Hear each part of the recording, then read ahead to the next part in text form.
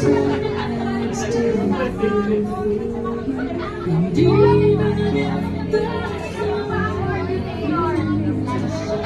tanda ng ating pagmamahalan. Ibabalik ito sa iyo ngayon. Sa kabaitan mo sa akin.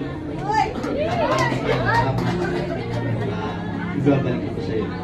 I love you. Wow!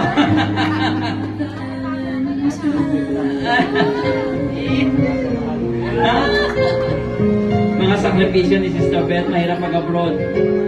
Pero sa kabila na lang, ay mali. Yan.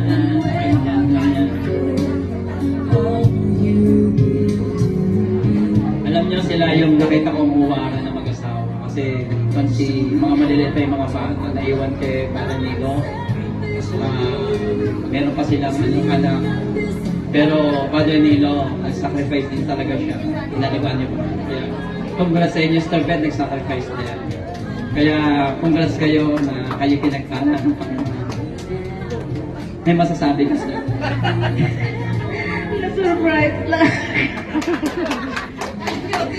Salamat dahil katagal-tagal ko sa ibang bansa hindi ko narinig nga nagloko ka.